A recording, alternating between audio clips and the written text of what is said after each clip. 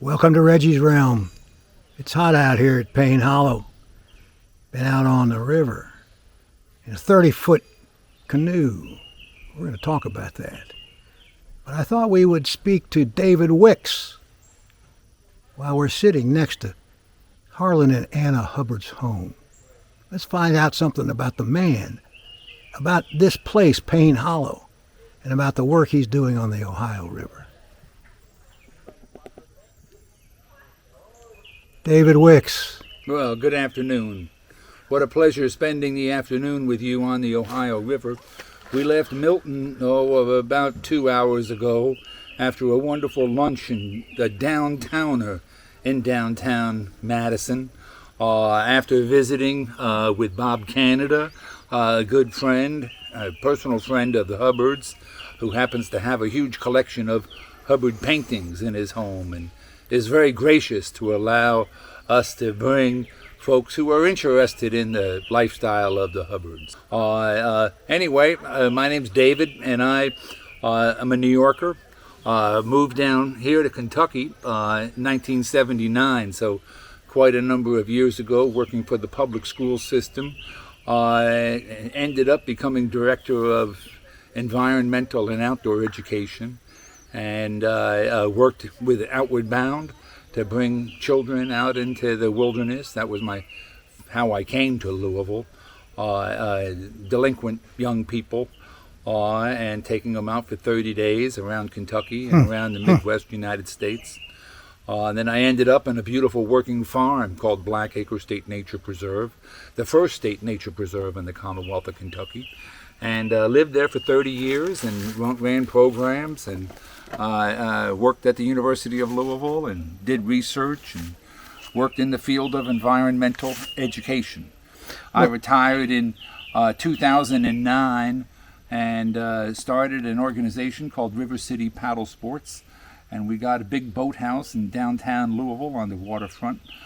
We have about 100 people pay money to keep their canoes and kayaks, and we have 4 voyageur canoes, and we use them with school kids because you can have a full class, 30 kids, divided in half, so you have 15 in each boat, and then you can go out and explore local streams and the river. Are they still being used for teaching? They're still being used, so we keep 2 full-time down on Louisville's waterfront, and we'll have anywhere between 2,000 and 3,000 school kids, university kids, go out on adventures. Still doing the good work. Before we get into the Ohio River Way, which is what is on your shirt, where are we right now? We're sitting outside of a structure, a wooden structure. Well, we are at Payne Hollow, which is in Trimble County, just downstream of Hanover,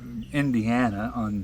Hanover's on the Indiana side, and this is called Payne Hollow. It was originally part of a large plantation, maybe 8,000 acre plantation called the Preston Plantation, owned once by a Kentucky governor named Wycliffe, and they had 8,000 acres here. And after the Civil War, it all started getting broken up. And a local farmer got this, and he allowed a crew, shanty boat people, to stop and camp here all the time. And one of those people was Harlan Hubbard when they left Cincinnati to go to the Gulf. This was their first stop, and they stayed here 5 months. That would have been 1946, perhaps? 46 or 47. Yes, and if you take a look here, you can see we're just upslope from that mighty Ohio River right there, that river that fluctuates so much in volume. But back then, there would have been no trees here, so this was all open. So all these trees, this guy was probably here, but everything else was all chopped down. It was a denuded land and abandoned. And so they ended up finishing off their trip and came back up here and bought 6 acres, and then eventually they bought another 54 acres, so they ended up with about 60 acres. Now, and this was the house that they built, and this is the patio which they hung out on a tremendous amount of time.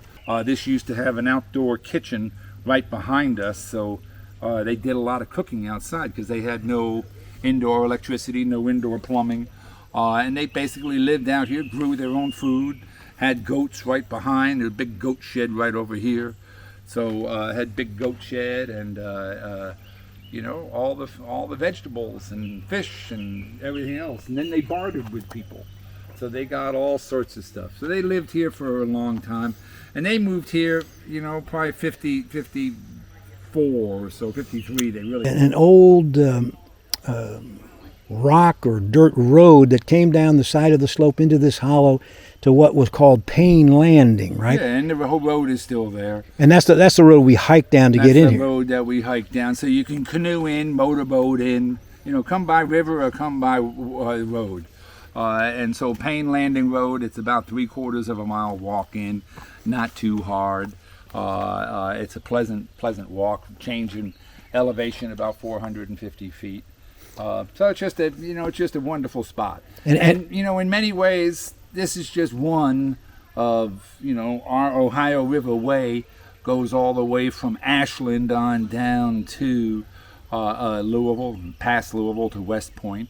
West Point, that's cat's meow right there. Yeah, oh, we love West Point and the mouth of the Salt River. Yeah, well, absolutely, and I write about that. Before we get into the Ohio River Way, I want to ask about the organization that is working here to preserve the memory of the life that the Hubbards lived in Payne Hollow.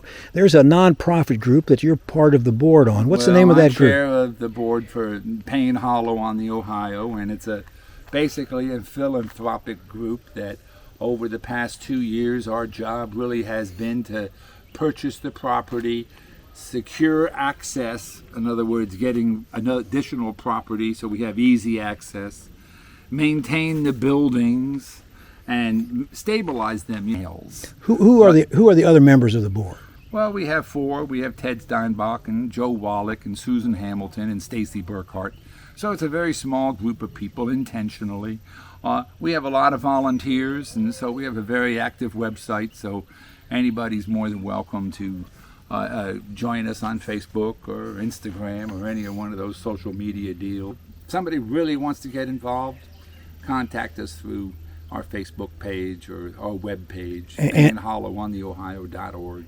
These are true conservationists, and they follow in the footsteps of Anna and Harlan Hubbard, true naturalists. If you want to really see the paintings of Mr. Hubbard, you know, go to the Filson Historical Society or go to the Behringer Crawford Museum or Hanover College. Or read the books, you know, so there's all sorts of ways.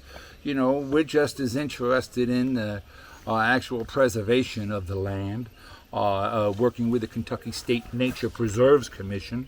We'll end up with a good conservation easement with them, so this will be managed just like a state nature preserve.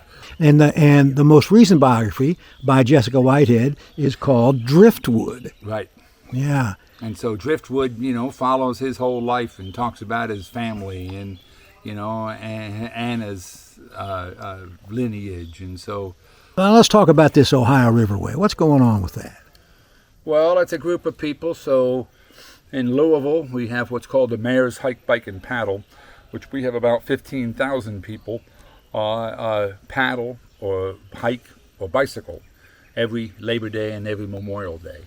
And up in Cincinnati, they have a group called Paddle Fest, which has about 2,000 people that purely paddle. Theirs is the largest paddle event in the United States.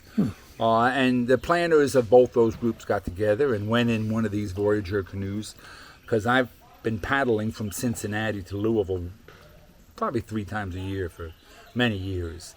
And so I convinced a bunch of people to get into one of these big Voyager canoes and paddle straight through 133 miles and in about 35 hours. And so we decided to form an organization that is a not-for-profit, philanthropically driven organization that works with our now about 62 river towns. And we have a whole series of projects that we do economic development roundtable. Formalized 4 years ago. We called it the Ohio River Recreation Trail. Organizationally, we've been around since 2022 or 2021. So we've worked with the National Park Service and have worked with all of our communities and have had several great successes. Lots of conferences, lots of summits, lots of grants, lots of adventures just like what we're on now. Two great successes is the National Park Service just this past week announced that they are going to designate the Ohio River as a national water trail. So it'll be one of 32 now in the United States. I'd like to do two more things as we wind up this very august interview. First, I want to thank you for the good work that you're doing. Well, you're welcome. And then secondly, I want you to stand up. I want to look at the back of that shirt. Yes. But that's how you plan your adventure. OhioRiverway.org. That's it. So I would say this in conclusion, my friend. Pretty groovy. Way nifty.